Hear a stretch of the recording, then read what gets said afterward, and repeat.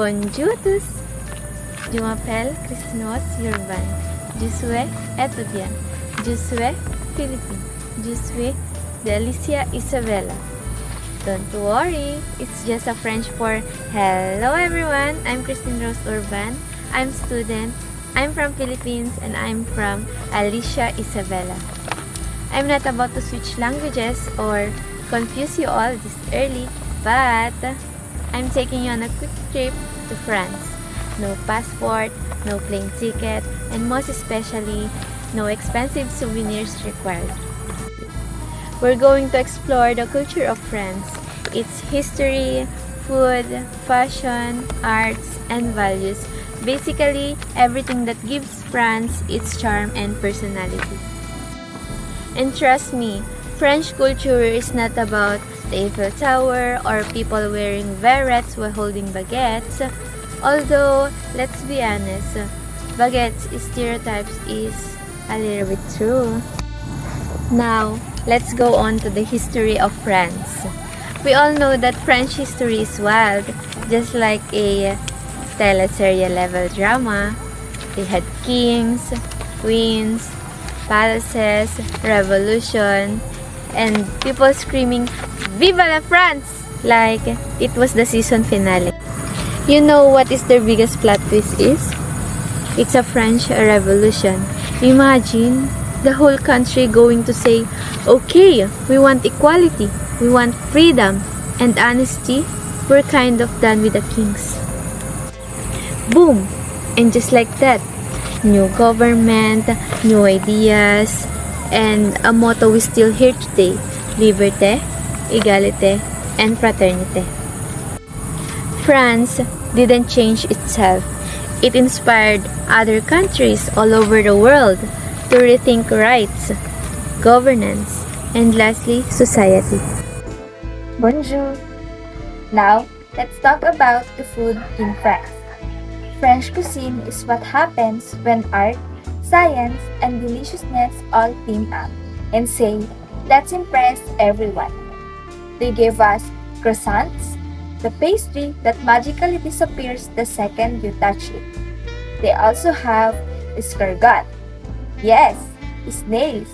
But hey, if the French can make snails taste expensive, that's a real power. But the real treasure is the cheese and wine. France has over 400 types of cheese. That means you could eat a new cheese every day for more than a year and still not repeating anything. As for wine, well, in France, wine is more than a drink. It's a tradition, culture, and sometimes practically a personality trait. Meals in France aren't rushed. Eating is slow, social, and it's like the French say, "Why hurry? The food is beautiful. Life is beautiful.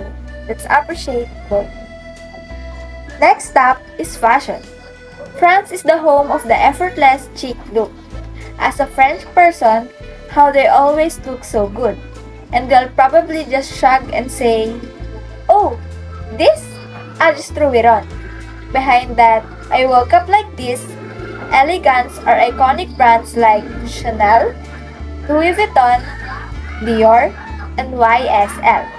These brands didn't just make clothes, they defined style. And of course, Paris Fashion Week. For fashion fans, that's like the Olympics. Cameras flashing, models strutting, designers dressing, chaotic, glamorous, and fabulous. Now, let's go on to the arts. We all know that France is produced a legendary painters like Monet, who turned a blurry scenes into masterpiece, and Degas, who made ballerinas looks like a floating poetry. Writers like Victor Hugo and Voltaire shape literature and philosophy. And the Louvre, it casually displays Mona Lisa painting. We all know that Mona Lisa painting is the most famous painting on the planet.